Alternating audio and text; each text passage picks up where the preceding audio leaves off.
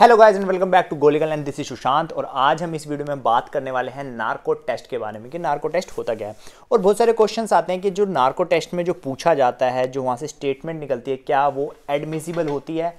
ये मतलब जो वहाँ से स्टेटमेंट आई, किसी बंदे का नार्को टेस्ट हुआ, उसके बाद जो उसने जो स्टेटमेंट दी, जो वीडियो रिकॉर्ड हुई, क्या वो कोर्ट के अंदर एज अ एविडेंस यूज़ कर सकते हैं या नहीं। जो ये नार्को टेस्ट है, इसके ऊपर बहुत सारी कंट्रोवर्सीज होती रहती है, क्योंकि नार्को टेस्ट करने का मतलब है किसी बंदे की राइट टू प्राइवेसी को, राइट टू फ्रीडम को एक्सप्लॉइट करना।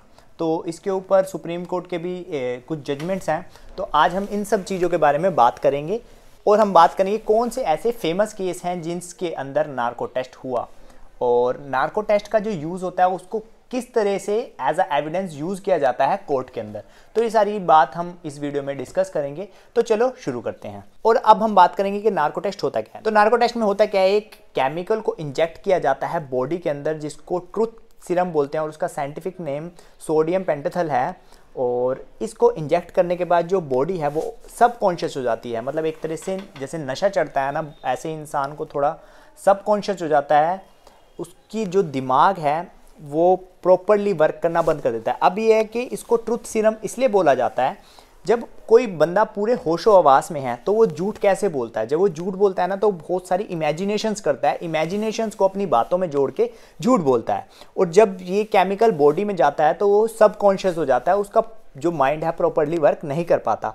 तो जो उसकी झूठ बोलने की जो पावर होती है ना, वो खत्म हो जाती है। तो इसलिए जो भी उससे क्वेश्चन किया जाता है वो उसका बिल्कुल सच आंसर देता है, बिल्कुल सही आंसर देता है। तो सबसे पहले होता है क्या है, जिस बंदे का नार्को टेस्ट होने वाला है उससे परमिशन ली जाती है। अब ये परमिशन तो ऐसे कहा जाता है कि परमिशन ली जाती है, बट कहीं ना कहीं उसमें फोर्सफुल होता है, क्योंकि कोई भी बंदा नहीं चाहेगा कि उसका नार्को टेस्ट हो। तो उससे स्टेटमेंट लेने के बाद उसको किसी भी एक अप्रूव्ड हॉस्पिटल में लेके जाया जाता है। और हॉस्पिटल में ले जाने के बाद जो डॉक्टर्स होते हैं, उसकी एज, उसकी फिजिक, कितना वेट है, कितनी हाइट है, और उसको कितना केमिकल देना है, ये सब कुछ मेज़र करते हैं। उसके कुछ मेडिकल टेस्ट होते हैं, उसके बाद कितने अमाउंट में उसको वो केमिकल देना है वो डिसाइड किया जाता है और उसे केमिकल दिया जाता है। और जब वो केमिकल बॉडी में जाता है तो बंदा कुछ टाइम बाद सब कॉन्शियस हो जाता है, और उससे फिर क्वेश्चंस किए जाते हैं। और जब क्वेश्चंस किए जाते हैं तो उसकी एक वीडियो रिकॉर्ड की जाती है, ऑडियो रिकॉर्ड की जाती है, और उसको एविडेंस के लिए यूज़ किया जाता है। अब इसको हम डिस्कस करेंगे आगे कि एविडेंस में एंड इन्वेस्टिगेशन में इसको कैसे यूज़ किया जाता है। और इसके अंदर इसके बाद दो तरह के और टेस्ट होते हैं। एक होता है पॉलीग्राफी टेस्ट, एक होता है ब्रेन मैपिंग। अब पॉलीग्राफी टेस्ट क्या होता है? पॉलीग्राफी टेस्ट में क्या होता है, हमारे ऊपर कुछ इंस्ट्रूमेंट्स लगा दिए जाते हैं जो हमारे ब्लड प्रेशर और हम किस तरह से सांस ले रहे हैं उसको वो डिटेक्ट करता है, एनालाइज करता है।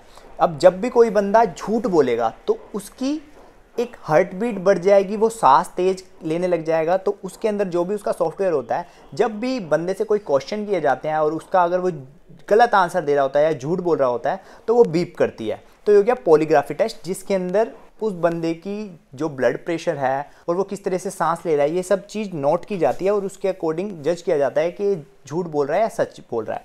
और एक होती है ब्रेन मैपिंग।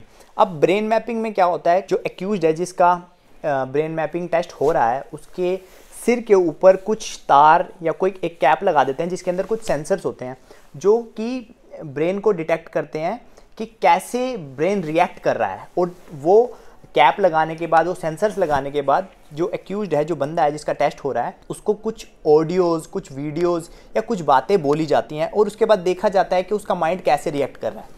अब कोई भी केस है, उस केस से रिलेटेड उसको वीडियोस दिखाई जाएगी, उसको वो ऑडियो सुनाई जाएंगी, और उसके बाद उसका माइंड रिएक्ट करेगा। अगर वो उसमें उसका कोई हाथ होगा तो उस तरह से उसका माइंड रिएक्ट करेगा, और इससे पता चल जाता है कि हाँ, ये इसमें इन्वॉल्व था या नहीं था। अब जो नार्को टेस्ट है, ये क्या एडमिसिबल होता है, इसको एज ए एविडेंस कोर्ट में यूज़ किया जाता है कि नहीं? तो इसको हम as a evidence properly use नहीं कर सकते। ये नहीं कि किसी बंदे का नार्को टेस्ट हुआ और उससे पूछा गया, जितनी भी बातें थी वो रिकॉर्ड हुई, वो पूरी की पूरी सारी बातें as a witness, as a evidence court में पेश कर दी जाए, तो कोर्ट उसको एडमिट नहीं करती।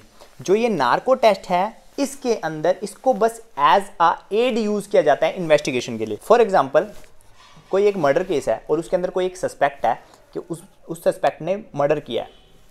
अब उस बंदे को नार्को टेस्ट के लिए ले गए।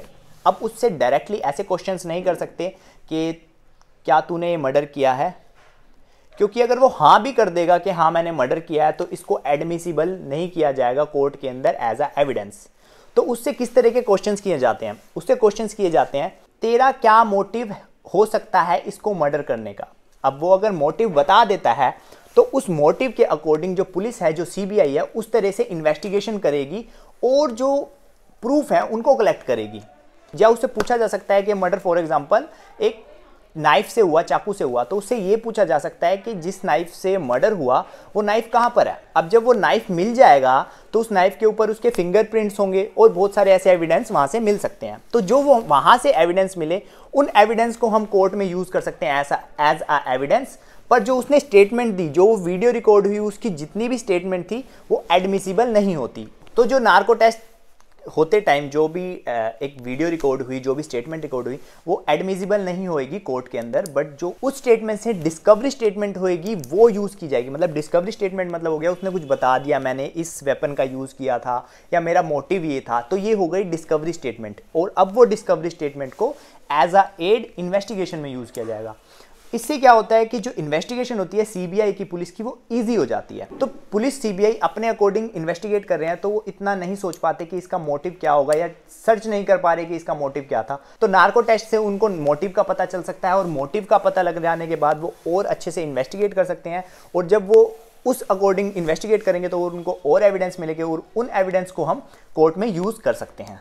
और अब हम बात करते हैं कि जो ये नार्को टेस्ट है, इसके अंदर इतनी कंट्रोवर्सी क्यों होती है? क्योंकि हमारे कॉन्स्टिट्यूशन में हमें राइट्स मिले हुए हैं, हम खुद को डिफेंड कर सकते हैं, और राइट टू प्राइवेसी मिला हुआ है कि जो हमारी प्राइवेसी है हम उसको किसी को ना बताएं। जब नार्को टेस्ट की बात आती है तो इसमें हम जो हमारे दिमाग में चल रहा है वो भी हमारी एक मेंटल प्राइवेसी है, वो हम बता रहे हैं। तो यहाँ से भी हमारी जो राइट टू प्राइवेसी है वो इन्फ्रिंज हो रहा है, और राइट टू फ्रीडम इन्फ्रिंज हो रहा है। तो कहीं ना कहीं जो हमारे को राइट्स मिले हुए हैं कॉन्स्टिट्यूशन में, वो इन्फ्रिंज हो रहे हैं। इस वजह से जो नार्को टेस्ट है ये बहुत ज़्यादा कंट्रोवर्सी में रहता है। पर जब एक्यूज जिसका नार्को टेस्ट होने वाला है वो वॉलंटरली खुद अपनी स्टेटमेंट देता है कि मैं नार्को टेस्ट करवाना चाहता हूँ, तो फिर वो अनकॉन्स्टिट्यूशनल नहीं रहता।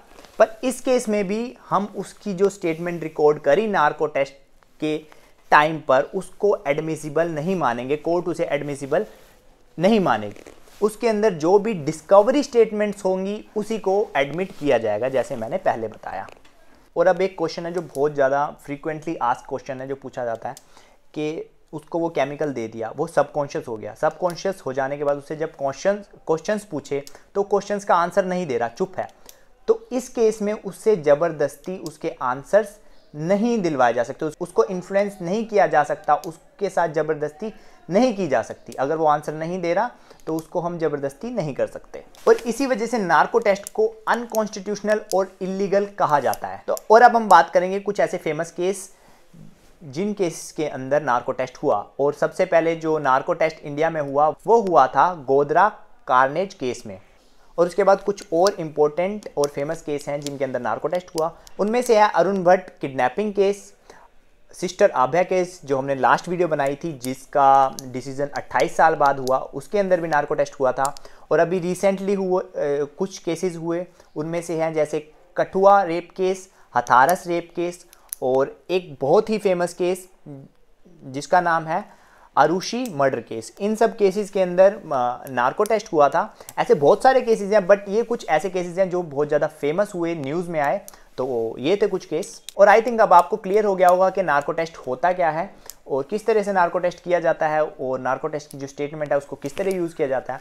अगर आपके माइंड में अभी भी कोई डाउट है, क्वेश्चन है, तो आप हमें कमेंट सेक्शन में बता सकते हैं, या हमें आप मैसेज कर सकते हैं हमारे इंस्टाग्राम हैंडल पर जो है go.legal, या आप हमें मेल भी कर सकते हैं। हमारा ईमेल आईडी है contactgolegal@gmail.com। और अगर आपको वीडियो अच्छी लगी हो तो इसको लाइक कर देना, और अगर आपने अभी तक गोलीगल को सब्सक्राइब नहीं किया तो सब्सक्राइब कर दो। फिर मिलते हैं हम अगली वीडियो में, तब तक के लिए बाय बाय।